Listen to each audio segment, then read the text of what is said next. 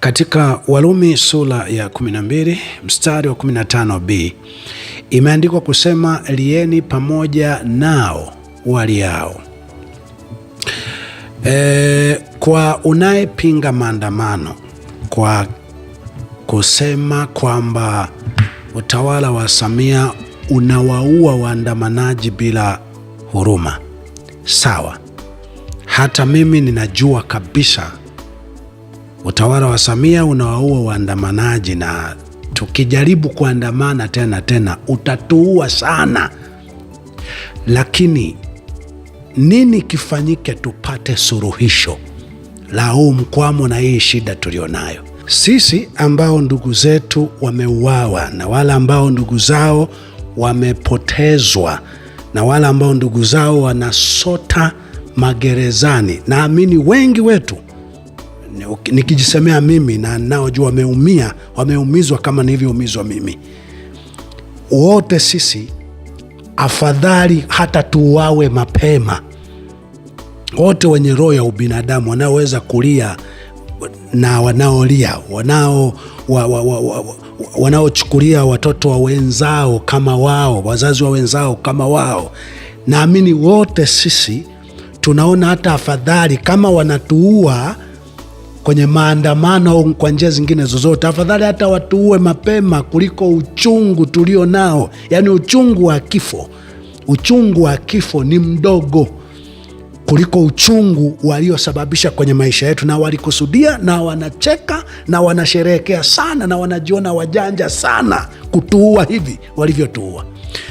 Sasa sisi tuko hapa, hali iko hivi, wewe unatuonea huruma au unajionea huruma, tufanye nini sasa? Nini kifanyike? Una njia gani mbadala? Kwa sababu maandamano ndio apeli, ndio rufaa ya juu ambayo kwa mujibu wa Biblia na kwa mujibu ya watu wote ambao waliwahi kujaribu sasa kutupa karata yao ya mwisho, ndo rufaa ya mwisho kuonyesha kwamba majeshi hayatutendei haki, mahakama haitutendei haki, kiitwacho serikali hakitutendei haki, kiitwacho bunge, vyote vimetokana na damu, vinajilinda kwa damu. Tutumie sasa njia gani kuapili? Naomba ufahamu kilichosukuma watu kuandamana tarehe 29 Oktoba si katiba mpya na mengine mengi, tume huru. Hasa hiyo ilikuwa inasemwa kwa sababu ilikuwa ni njia ambayo ingeeleweka kirahisi, lakini kimsingi alikuwa ni madai. Sababu kubwa ilikuwa madai ya kupotezwa kwa watu ovyo na wengi wa waliouawa. Mpaka kesho dai kubwa kabisa la kwanza kuhusiana na katiba mpya, tupate tume huru, tupate viongozi bora watakaolinda rasilimali. Tushakata tamaa, tushajua hizo ni za kwao. Tuliwaambia ikiwezekana wabaki na rasilimali, lakini watuachie haki ya kuishi, haki ya kulala kwa salama. Sasa hivi tunachokidai, tunadai uhai wa ndugu zetu. Kwa sisi ambao walishaua ndugu zetu kabisa, tunataka kujua sababu hasa ya kuwaua. Tusipojua hiyo, na si wanatuua kwa njia hizo hizo. Na wale ambao ndugu zao hawajaona hata miili yao, hakuna maendeleo yoyote, shughuli za maendeleo zote tunaoziona zamana zaidi ya walau miili hiyo ionekane. Wale ambao ndugu zao hawajui hata wamekufa au wako hai, alimaarufu wametekwa au kupotezwa, hakuna shughuli za maendeleo wanazoziona zamana. Wanataka hao ndugu wapatikane au ijulikane kilichowakuta ni nini. Kuna watu wanateswa magerezani kama vile akina Tundu Lissu, innocent people. Maelfu, mimi nimekaa gerezani, maelfu ya watu wanateswa gerezani kwa kuonewa. Hawa wote, aliyeko gerezani, mimi nimekaa kule, aliyeko kula, naona afadhali hata muniua, afadhali kufa kuliko hapa mliponiweka. Ndugu wa ndugu yao ambayo yuko gerezani, wanaona ni afadhali wauawe kuliko kuwa hapo, ndugu yao kuwa hivyo. Wewe ambaye unapinga kuandamana, kwa sababu sasa unajua unachoogopa ni kufa, watatuua. Kwa sisi ambao wameua ndugu zetu, sisi afadhali watuue wote mapema sasa hivi kuliko uchungu ulio kwenye mioyo yetu unaopita kifo chenyewe. Sisi wengine tunaona ni afadhali wangetuua mapema. Wewe ambaye sasa huwezi kuandamana kisha watatua, tutumie njia gani? Tutumie njia gani ili tutoke kwenye uchungu? Nimekwambia kwa uchungu tulio nao wengine, ni afadhali hata kuuawa, tuuawe mapema kuliko uchungu tulio nao. Wewe kama sisi unatupenda kama nafsi yako. Mtoto wa mwenzio unamuona ni wako, baba wa mwenzio unamuona ni wako, mama wa mwenzio unamuona ni wako. Haya, unatumia njia gani? Ya maombi. Yesu alipoona maliwali, wafalme, machifu, mafarisayo, maaskari wanatesa na kuua watu wakitumia sheria za Musa, kwa sababu wale Israeli walikuwa chini ya utumwa wa Kirumi, na maaskari wake, wafalme, machifu wake, maliwali wake akina Pilato, wafalme akina Herode, mafarisayo, wakuu wa makuhani, wote walikuwa wanafanya kazi tu ya upapeti, ya uchawa wa kuwatesa watu wale, kutumia sheria za Musa kwa niaba ya ufalme wa Kirumi, utawala wa Kirumi. Yesu alipokuja kuwaokoa wale watu, kuwakomboa wale watu, hivi hakuwa na maombi ya kwamba waombee kwa Baba waokoe. Akaamua kuja kusema yeye mwenyewe, akasema kwa kinywa kuambia watu, mpende jirani yako kama nafsi yako. Ndo haya mengine, lieni pamoja na wanaolia, mpende kama nafsi yako. Akaonyesha mfano wa kwamba ngoja, yani ili kuonekana ya mambo hayatakiwi yawe hivi. Yohana akawa wa kwanza, akawa tayari kuuawa. Yesu akauawa. Walipouawa watu ambao walionekana wamekuja na msaada wa moja kwa moja, msaada wa moja kwa moja, watu wengine wote wakaanza kusema, sasa sisi tulijua hao watatukomboa, nao mmewaua, kuna maana gani ya kuishi? Wakawa radhi, maelfu ya watu kuwa radhi kuuawa. Ndio waliua maelfu ya watu, lakini baadaye ndio hiki unachokisikia, nchi hizi zimeendelea, nchi hizi zimestaarabika, nchi hizi zinajali watu wao. Na hata kama kwingine unasikia hawakuuana sana, wao waligundua kwamba wanaodai haki hii wako radhi kuuawa maelfu kama wale. Kwa hiyo afadhali tutende haki au tuwape haki. Kuna ambayo unasema mnaohamasisha kuandamana, ninyi ambao mko nje, ninyi ambao mmekimbia. Ngoja nikwambie, kati ya mtu ambaye ndugu ndani wanapigana, wanakatana mapanga, wanauana, mmoja akakunjwa, kundi moja limewakunja wengine, linaua huyu, linatesa huyu, linanyonga huyu, linamwaga damu za huyu, linapoteza huyu. Alafu kuna mwingine mle ndani amekaa, anaendelea kupika, anaendelea kuosha vyombo, anaendelea kufua nguo, anaendelea na biashara zake. Hawa wengine wanalia, wanaumia, wanamuona yule mtu hafanyi chochote, na huyu mwingine ambaye atachoropoka, akimbie, aanze kupiga kelele, ndugu, jamaa, majirani, tunaombeni msaada. Au wanawaambia wale wanaoteswa mle ndani, jamani, wewe choropoka hapo, wewe fanya hiki, shika mkono huu, pokonya hicho, kimbilia huku, hebu wasukumeni, fanyeni hiki. Kati ya huyu aliyekimbia anapiga kelele na huyu ambaye amekaa kimya, anaendelea na shughuli zake, yupi mwenye huruma? Yupi katili?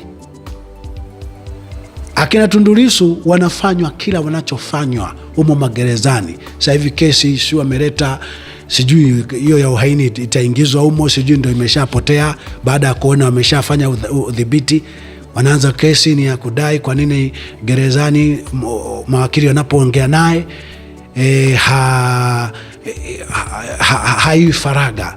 Kwa nini wanachama na watu wanapoenda kumwona mkuu wa gereza anazuia? Hiyo kesi imekwenda hivyo. Inawezekana Tundu Lissu ataendelea kusota humo. Wewe unafanya nini? Yesu kwa nini hakuombea ili Mungu awaokoe watu? Yesu kweli hakuwa na upako wa kuomba kuliko wewe, kuliko hawa matapeli wanaosema wanaombea hawa? Ni kwa nini wewe useme unaombea? Ni kwa nini wewe useme wanaokimbia? Hao ni wabaya sana. Wanaokimbia wanadanganya watu.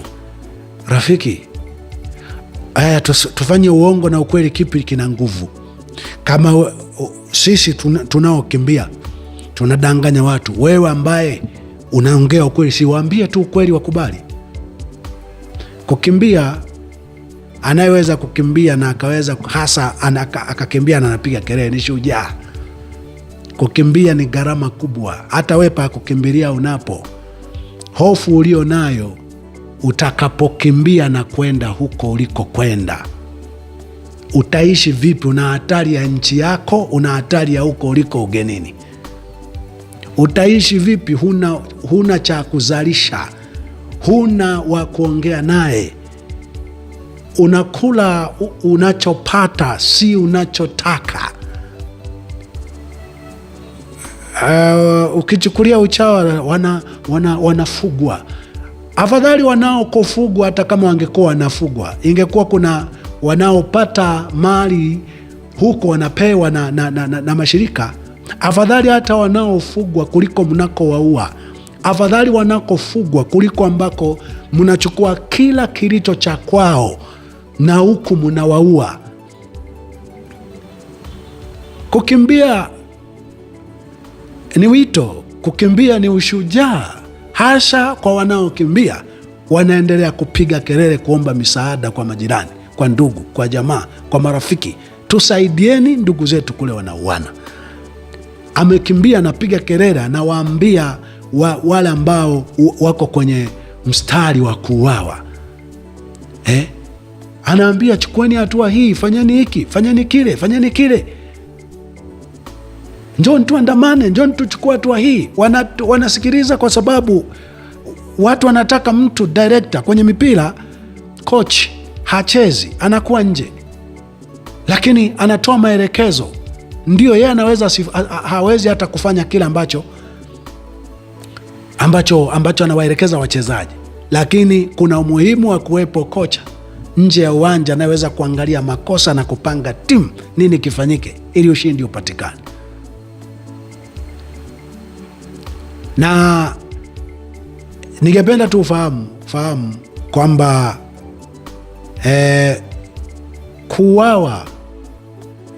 kuuawa wote ni afadhali, kuuawa wote mapema ni afadhali kuliko uchungu tulio nao. Zaidi ya yote, jua utawala wa Samia unatuua Watanganyika wengi zaidi kwa njia za kikatili zaidi kuliko hata wanavyotuua kwenye maandamano. Just imagine barabara. Hebu ziangalie barabara zetu zilivyojaa mashimo. Jai kumiliki gari, ungewamiliki gari ungejua ninachoongea. Walio na magari wanavyopasua matairi. Ajali zinavyofanyika na kuua maelfu ya watu. Ile sio shetani anatoa, sio Mungu anatoa, ile ni CCM wanatoa, ni chama cha mashetani kinatoa watu. Rasilimali za nchi yetu zingeweza kujenga barabara za njia 4 kutoka mkoa hadi mkoa, za njia 4 kwenda 4 kurudi, niseme njia 8 au njia 4 tufanye kulingana na magari yaliyopo yanataka barabara ingekuwa hivyo. Madawa na mashine za mahospitalini zinaingizwa kwa ufeki wa kila aina.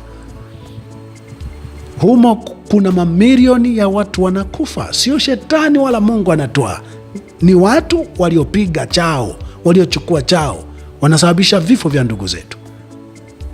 Wauguzi hawana mishahara inayokidhi. Wako ambao huchanganyikiwa saa ya kutibu.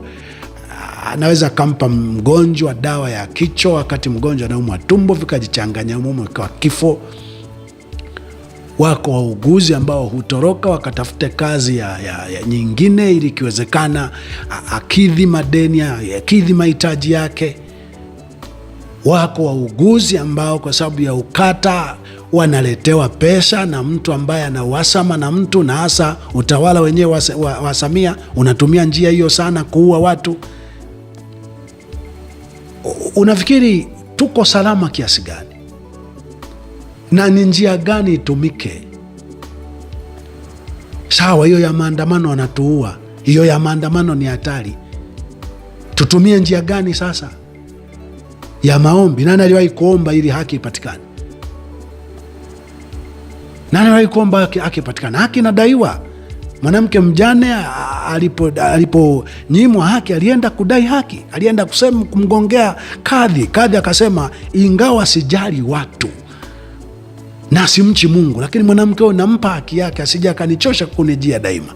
Maandamano ni ili kuwaendea daima, kuambia Samia, huna chema na utawala wako na CCM yako, hamna jema mtakalolifanya linalofanana na uhai wa watu wetu mliowaua, ili mpate madaraka hayo, ili mpate uhalali wa uporaji huo mnaouita maendeleo, ili muue ndugu zetu alafu muite ndio amani. Hamna uhalali huo. Sasa sijui, lakini lete njia. Kukaa kimya tu hivyo, biashara zako, mambo yako yanaenda, sema tunaharibu shughuli za maendeleo. Una shughuli za maendeleo wewe mwenye roho ya nyoka, una shughuli za maendeleo wewe mwenye roho ya unyama, ambaye maisha ya wengine hayana thamani. Afadhali biashara yako iwe salama, si uhai na maisha ya mtu mwingine.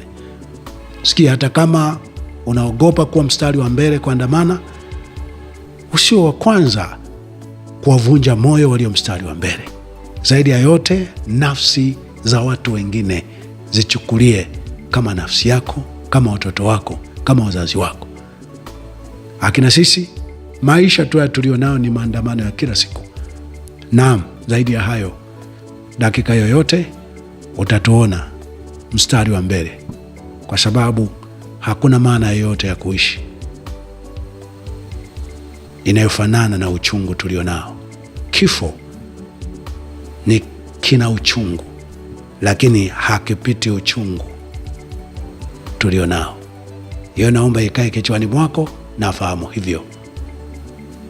Asante na hongera kwa kunisikiliza.